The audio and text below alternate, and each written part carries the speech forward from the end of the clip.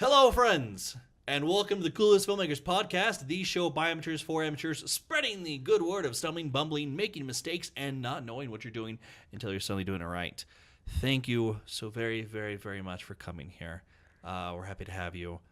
Quick reminder, if you're listening to this, we're on YouTube. You should go and watch it since we just spent an hour and a half trying to get all the cameras set up for you to see it. And then you can see that one thing where like you hear people's voices and then see their faces, and it's way different. It's way really different. nice, If any of you haven't seen my hideous face, I am not the majestic animal that my voice suggests. You do have a really nice voice. I think I said that. Thank you. I'm That's actually point. taking a voiceover class right now. I'm pretty happy.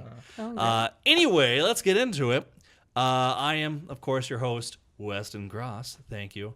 I am here with Jennifer Baker. And I'm Jase Van Meeteren. excellent. The person with way too many E's in his name. Yep, that's me. We have a fun episode for you this week. Of course, they're all fun, in my personal humble opinion. We are going to be discussing, low budget, kind of straight out of schoolish short films and web series. Both of y'all have been involved, and I'm involved with both the stuff that y'all are doing, but we're going to ignore that for now. Both of y'all have been involved with getting some neat little projects off the ground. Outside of like the direct influence and control of a film school. Granted, I know Thorn has some school funding, but it's it doesn't have all the strings attached. We had far much freedom. Let's just do a brief overview of what the projects were that you have. You want to start about what you've been working on, Jen? Yeah, sure. So I am producing Thorn, Thank You for Coming, which was written by Matt Seamers and directed by Matt Seamers, who contributes to this podcast. Yes. And the film is about mysterious reasons. And the film is about a man who wants to watch a film, Soylent Green, before the world ends at midnight. And he faces delay after delay in this day.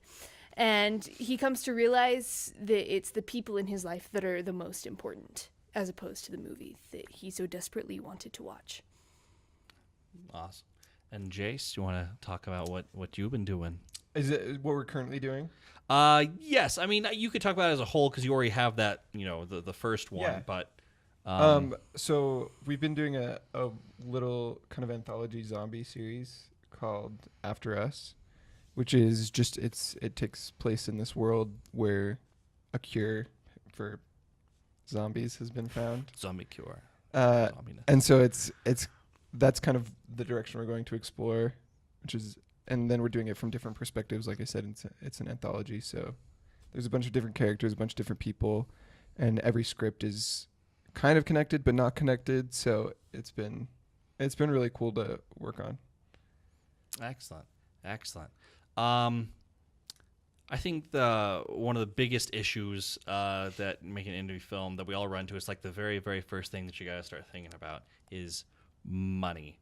Want to talk about it in brief, not needing to get into specifics and whatnot. Though I might get a little bit specific with the first one because I think it's neat what you did on such a small budget. Yeah. Specifics. On less specifics. How you scrounge together money. To get what's coming, and how you're working on money. In our case, Jase. Yeah, for sure. Either one of you want to start?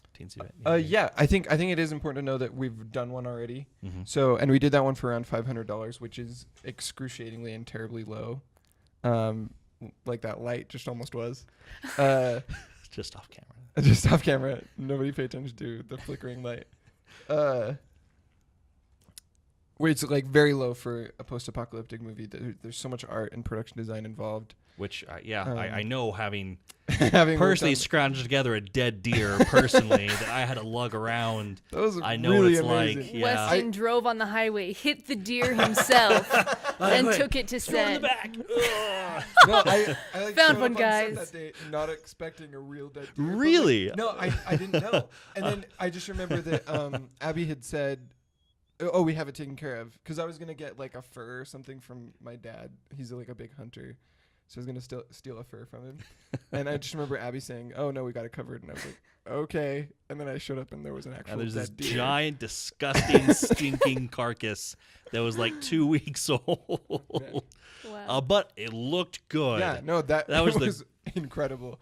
But that's the thing, though, is that the thing that you have to do when you're working on a low budget is scrounge for stuff. Yeah. Because I would say a good 90% of the stuff we got on that was free. Mm-hmm. And that was just from you guys, the art department, jumping in bins of garbage, trying to find cool things that we could throw blood on or stuff like that. And then I think it's also important going into what you're doing with the budget in mind. So a big thing with After Us is we've kind of designed the zombies to be a lot more human than, say, The Walking Dead, where their like skin is coming off and all that. And so because of that, we didn't have to spend quite as much on makeup or slashing people open and things like that. So it's a little bit more tame, and so we kind of built the story around that idea, and that was really helpful, and it turned out really amazing and crazy convincing given everything that we were given and the limitations we had. So going into this next one, we're going to need sufficiently more money. Yes. I agree. A lot more money. As your producer, I agree wholeheartedly. And because of that, we started reaching out to good resources. So we've just got a local, I don't know, a local celebrity, I guess. A local, very experienced individual in A very connected filmmaking person. and acting, yes. Who's going to play our lead role. And he's very excited about the project. He really connects with it and really wants it to succeed. And so because of that, he's helping us get more money than maybe we would have gotten before. Well, which I think is, you can take from that, a key point people can acknowledge. Like, if you can find people passionate about the project, you'll get way more bang for your buck, per se. 100%. And I think that's the other thing that I was going to say is we've tried to get this project off the ground a couple times, and it just hasn't worked out. I think part of that is that sometimes you just need to surround yourself with the people that are most dedicated to what you're doing. And sometimes we tend to just go towards our friends or things like that, but it doesn't always work out. So branch out a little bit more and find people who are really interested in what you're doing. And that's, as soon as that happened, I feel like suddenly everything picked up, and it was a lot easier to find people who are willing to contribute, people who are willing to be on our crew, and eventually this good actor who wants to help us out. So I think that's another thing that really has been helping us thus far. We haven't shot yet, so I mean we'll see what happens. But I think we're in a really good place right now. Yeah, by the way, there's a Kickstarter I hear possibly coming out at some point. Yeah, later this week there's a so by the time this podcast goes out, it'll be out. That's right. Yeah, because this will come out Monday. Yeah. So it's just After Us series is what it's called. I'll include a link in the show notes if you feel so inclined. It's gonna be, check it out. At least look at the Kickstarter, because we actually put a lot of work into it. Yes, it looks good, so and it good so far. And so it's called After Us, and the episode that we're doing now is Silver. So, all right. Before we move on, Jen, I want to make one very, very important note. I was the individual who found the dead deer again for the first thing. I do want to point out that stuff like that is very tricky, and you have to do it legally. I did not. We did not kill the dead deer. I did not kill the deer. I didn't just pick it up off the side of the road. Winston is not a poacher. I went through the department, the Utah Department of Natural Wildlife Resources or something like that. Anyway, and during the production. Yeah, and I got a hold of the guy who's in charge of picking up off the side of the road. Which has got to be just a weird job. As literally, his big part of his job, he just drives around with the trailer and just picks up dead deer. I just went there with my own trailer. He gave me a form, and we dragged it onto my trailer wrapped in a tarp that I threw away. I had that tarp for like 5 years. Not anymore. And then afterwards, I was like, nope, it's not worth washing this. Threw it away. Anyway, I just want to point that out. I did not commit any crimes when I obtained that deer carcass. Very important to know. So, all that done. Jen, why don't you talk about Thorn and the funding thereof? Cool. Well, real quick, I just had one question for you, Jason. Yeah. So when you made your $500 episode, what was the total runtime on that? It was 14 minutes. 14 minutes. Wow. Which is, again, pretty nuts. That's amazing. Yeah, like I said, we had a really great team and a lot of amazing people who just wanted to see it happen. And then we had a lot of people kind of give us stuff for free and look around. Our actors were free. They still did a fantastic job. They were building their reel. And that's another thing is that you kind of have to, there's some give and take for sure. Yeah. But yeah, it was about 14 minutes. Right on. And so will your other episodes be about the same length as well? So we're looking to shorten them, but it's quite possible that they will be. Nice. Because right now, the one that we're shooting it has around 80 shots that we're trying to cut down. And it's, we're working on it. That's right. We want to do that. We're working on it. 40 shot days. That's not the idea, but we'll see what happens. I'm just going to predict either the shots are going to decrease or we're going to shoot more than 2 days probably. Yeah. And so about what's your estimated budget per episode now? Or what are you hoping to get? So for this first episode, we're hoping to get, our initial goals are going to be about 7,000, but we really want to push to get 10. Cool. And we think that that'll give us enough to start really paying people instead of trying to, I don't want to say whore ourselves out. Maybe you should. But like, we just want to pull people that can get money. You know what I mean? So with $10,000, we're pretty confident that we can do that. But we're sure we can get at least 7,000 to make the project. So that's the idea. Good for you. Hopefully. Sweet. Cool. So to answer your question, sorry, Thorn, thank you for coming. Is in a little bit of a different situation than After Us because we don't have a local well-known filmmaker on our crew, and that probably isn't the right term, but I mean he's amazing. I get you. He's a very cool guy. From everything I've heard and seen of him, he's a really chill guy. Cool guy. And that's so cool that he's been interested in your project. And I think that has it's cool to see how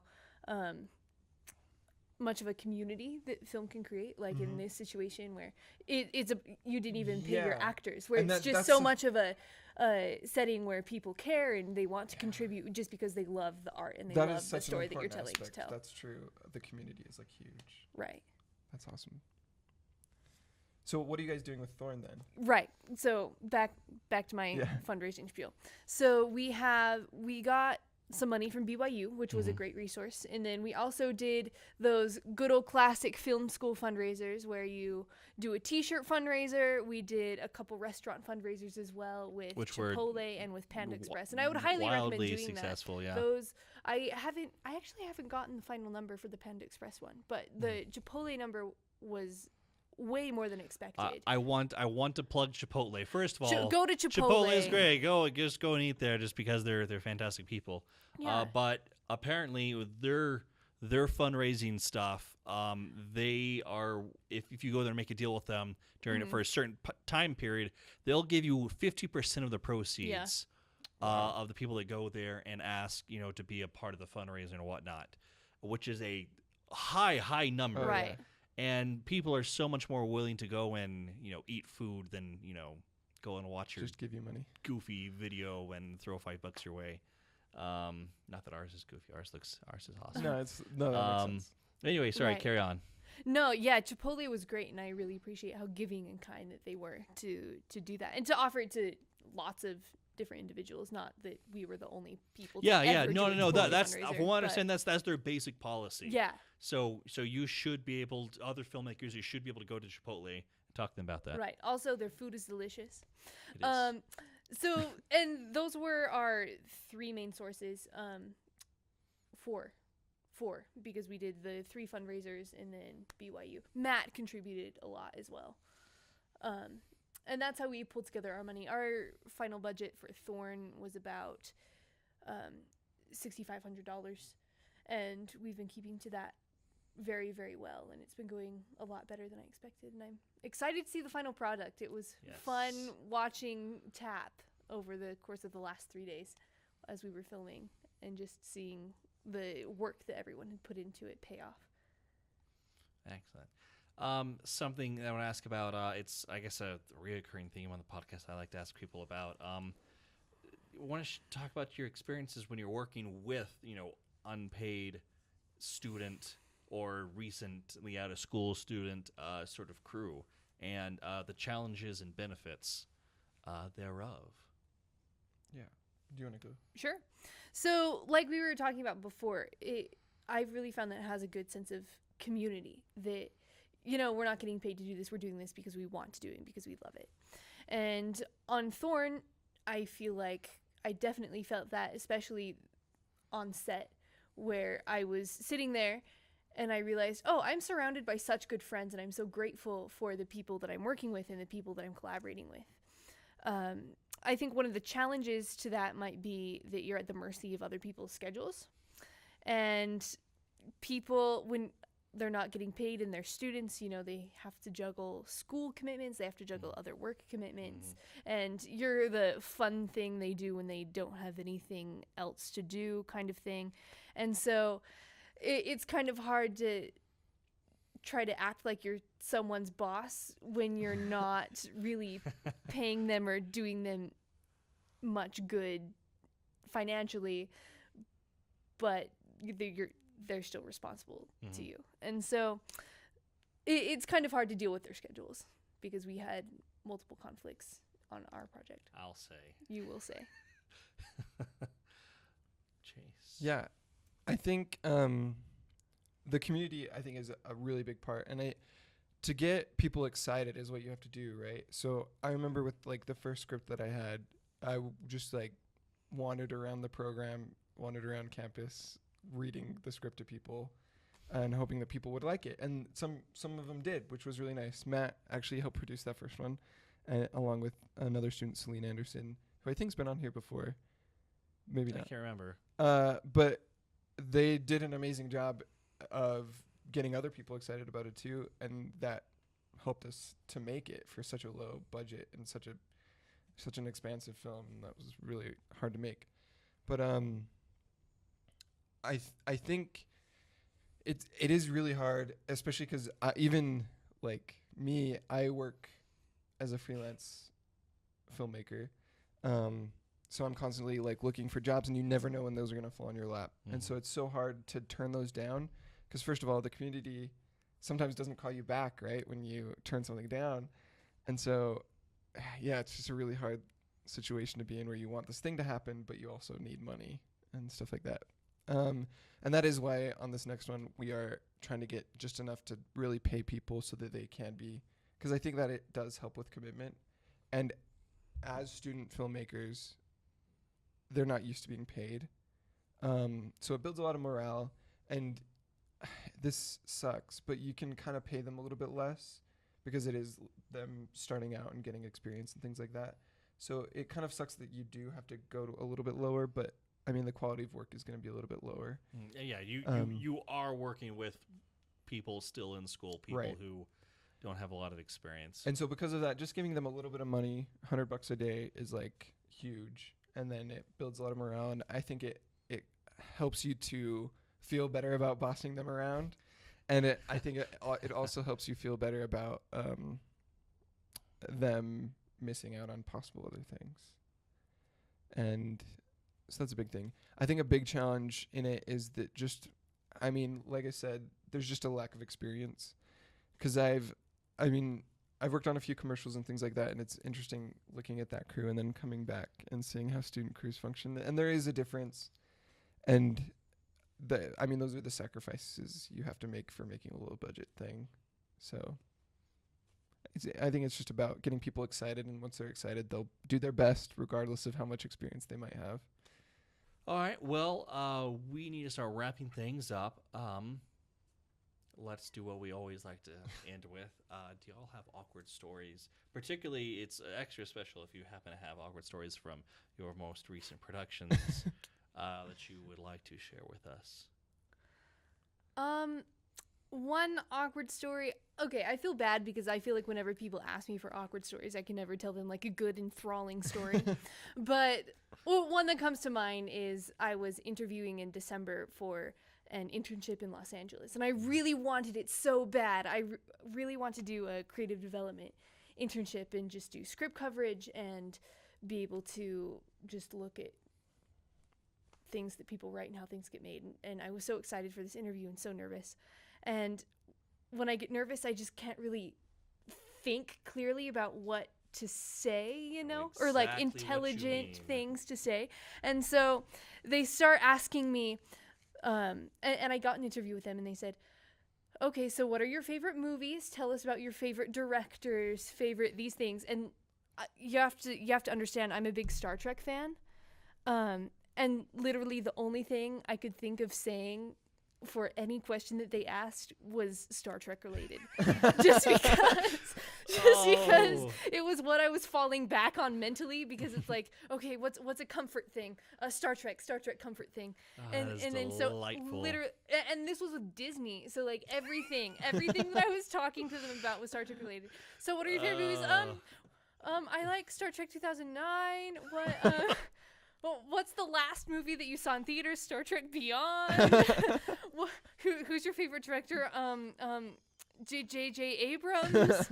And that's how the whole interview went. And I hung up feeling so embarrassed, like a super proud Trekkie, but also super embarrassed. And I did not get that internship, but I will try again. And I, since then, have been making myself a cheat sheet of not Star Trek things to say. That's a good idea, having a cheat sheet by. Yeah, nice. That was a wonderful story. Thank you. Yes. Jase. I think there's a couple that have been like kind of weird. So I did a movie almost a year ago called Autumn, where we had the lead actor's name was Sterling, and we had a scene where he has a bunch of scars on his back. Mm-hmm. It's a complicated story to get into. Yeah, but it is. I read you should look up script. Autumn at some point. It's coming out really soon, and it'll be on a festival run. But so there was just a moment where he had to have his shirt off, right? And I just remember coming in, and then I thought it would be funny to like give him a massage, but he like, I like first of all squished the scars, which was bad, and then he was like, "What are you doing?" And I was like, "I don't know," and then I just turned to the left. The other one was when, in After Us, the first one, when I realized the day of that we didn't have a zombie to be the one that we stabbed, and then I made you do it. Yes. And that was the worst conversation I ever had, because I went up to you and I was like, "How do you feel about being in it?" And then we just made it work, but. That was a fun experience. I did enjoy that. I didn't like the pulling all the stuff out of my chest hair that was holding the steak into place. The spirit gum. I don't know why we didn't shave you first. But. I should definitely have been shaved before sticking that in. It was, I had fun though. I got to make lots of nice. We learn and grow. Yes. Anyway, wonderful. Thank you so much, both of you. That's our show. Again, as always, please find us on Facebook, like our page, comment, and say some nice things. On Twitter, you can hit us up using the hashtag CFPodcast. My own personal Twitter is at Weston_cross. That is Weston with an I. Do y'all have Twitters that you would like people to be able to track you down on? My Twitter is at Star Trek Jen. At StarTrekJen. That is my Twitter. Great. That's so good. Oh, Jen. Yeah, I hardly ever use it though, so now I've got to go get back in the habit. That's good. Mine's at the Van M with an M. Van M. As in mother. Awesome. You'll probably be seeing that on your screen right now, because I forgot, if you're watching, if you're listening, you just gotta, I don't know, listen carefully. You're boned. But I'll be putting here. I'm gonna do this. I've always wanted to do this. Right here, this is. Oh, sorry, that's out of frame. Right here, across my face. Right here, let's do this. This is my Twitter. We're gonna do right here. There's Jen's, and somewhere over there. That's Jase's. Somewhere over here. Okay. Anyway, hey, thank you all so much for listening. We love you a bunch. Have a fantastic day. Bye.